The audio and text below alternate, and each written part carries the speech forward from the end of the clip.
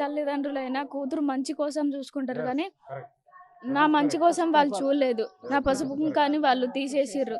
అట్లా నన్ను ఎండలో కూర్చోబెట్టి ఇట్లా ఈ పరిస్థితికి తీసుకొచ్చిర్రు. వాళ్ళు కూడా అదే పరిస్థితికి రావాలి చేసిన వాళ్ళు అని చెప్పి నేను అనుకుంటున్నా. కాదమ్మా, గతంలో కూడా మనం చూడడం జరిగింది. ఇంట్లో కూడా నువ్వు చిన్నదానివి, ఎందుకంటే ఇద్దరు అన్నయ్యలు ఉన్నారు, చిన్నదాన్ని ఉన్నారు. కానీ మీకు కూడా మొదటగా చెప్పడం జరిగింది కదా పేరెంట్స్, ఈ విధంగా ఇంట్లో సంబంధాలు చూస్తున్నామని కూడా చెప్పడం జరిగింది. అవును చెప్పారు. కానీ నాకు ఇష్టం లేదు, నేను చేసుకోనని చెప్పేసిన. వచ్చిన వాళ్ళతో కూడా నేను చెప్పేసిన, నేను ఆల్రెడీ వేరే వాళ్ళని చేసుకోవాలనుకుంటున్నా, నేను చేసుకోనని చెప్పి డైరెక్ట్ వాళ్ళకి చెప్పేసిన. అట్లా చెప్పడం వల్ల కొంచెం నన్ను ఇబ్బంది పెట్టారు. నువ్వు వాళ్ళకి చెప్పావు, చాలా క్లియర్గా చెప్పావు, ఇష్టం నేను ఇతనితోటే పెళ్లి చేసుకుంటాను చెప్పావు. బయటికి వచ్చావు, 6 నెలలు అవుతుంది. 6 నెలలు అయినాక కూడా ఎందుకు వారు ఈ విధంగా ఖర్చు చేశారు? వాళ్ళు ఎట్లుంటారు,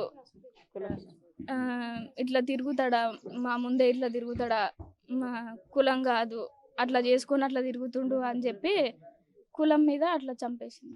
పెళ్ళైనప్పటి నుంచి తర్వాత 6 నెలల తర్వాత కూడా ఎప్పుడన్నా మీకు రియలైజ్ కావడం జరిగింది, ఈ విధంగా ఏదన్నా ఇబ్బంది పెడుతున్నాడని ఏమన్నా అనిపించింది చాలాసార్లు. ఇంకా మా అన్నయ్య అది ఇది అనడం, బయట వాళ్ళు వచ్చి బంటితో చెప్పడం జరిగింది.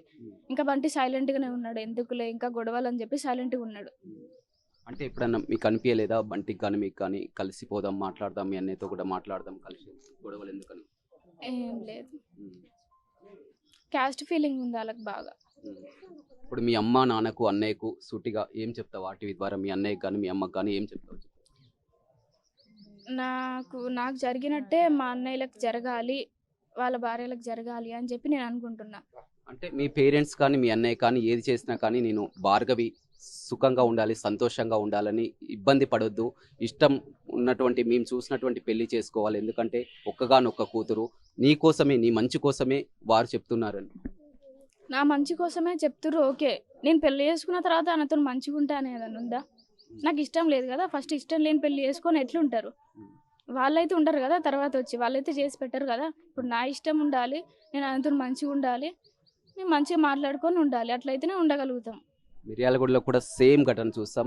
సేమ్ అప్పుడు అమృతతో మాట్లాడుతున్నప్పుడు ఎలా ఉందో, సేమ్ ఏమైతే అమృత మాట్లాడిందో మీరు కూడా అదే విషయాలు మాట్లాడుతున్నటువంటి పరిస్థితి కనిపిస్తుంది. తెలుసా అమృతకు జరిగినటువంటి ఇన్సిడెంట్, నీకు ఐడియా ఉందా? అవును తెలుసు, చూసిన నేను. ఇలానే వాళ్ళ తల్లిదండ్రులు చంపేసారు, ఇట్లా వాళ్ళిద్దరూ హాస్పిటల్కి వెళ్తుంటే వాళ్ళని చంపేసిండ్రు ఆయనని. అని ఆ తర్వాత కూడా ఎవరైతే అమృత తండ్రి ఉండో, కూతురుకి ఈ విధంగా జరిగిందని అతను కూడా కుళ్ళి చివరికి ఉరేసుకొని కూడా చనిపోయినటువంటి పరిస్థితి. అవును అవును చూశాను. ఆ కూతురు మీద బాధతో